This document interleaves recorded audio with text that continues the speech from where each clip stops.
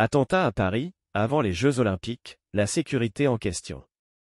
Après l'attaque au couteau, samedi, près de la Tour Eiffel, l'élu LR et ancien directeur de la police nationale Frédéric Péchenard appelle à réfléchir à un « plan B » pour la cérémonie d'ouverture, qui concentre les inquiétudes. L'attaque terroriste près de la Tour Eiffel, samedi 2 décembre, qui a coûté la vie à un touriste de nationalité allemande et philippine, ravive l'épineux, voire inquiétant, sujet de la sécurité durant les Jeux Olympiques et Paralympiques, JOP, qui se dérouleront dans 8 mois, du 26 juillet au 11 août 2024. Avec, en point d'orgue inaugural, une cérémonie d'ouverture prévue en plein air sur la Seine, entre le pont d'Austerlitz et le pont d'Iéna. Inquiétant, c'est le terme employé par Frédéric Péchenard, le vice-président Les Républicains d'Île-de-France qui a un avis autorisé sur la question car il est l'ancien directeur général de la police nationale.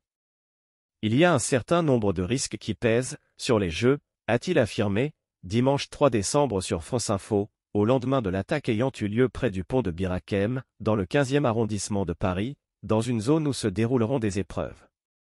Monsieur Péchenard a appelé de ses vœux à un « éventuel plan B » pour la cérémonie d'ouverture, se posant la question de la suffisance de moyens pour surveiller des dizaines de milliers de personnes, des centaines d'appartements. On n'a pas de plan B. Une hypothèse qui a suscité d'immédiates réactions. En réponse à ces réserves, la ministre des Sports, Amélie Oudéa-Castéra, a assuré, lundi 4 décembre, sur France Inter, que la France a la capacité à sécuriser cet événement. À ce titre, la délocalisation de la cérémonie d'ouverture n'est pas une hypothèse envisagée. On n'a pas de plan B, on a un plan A dans lequel il y a plusieurs plans B, évoque-t-elle, en envisageant un certain nombre de variables d'ajustement pour se prémunir au mieux d'un risque terroriste qui existe. Avec la possibilité de réduire certains pans de la programmation, si nécessaire, pour des raisons de sécurité. Comme, par exemple, la jauge de spectateurs qui pourront suivre la cérémonie in situ.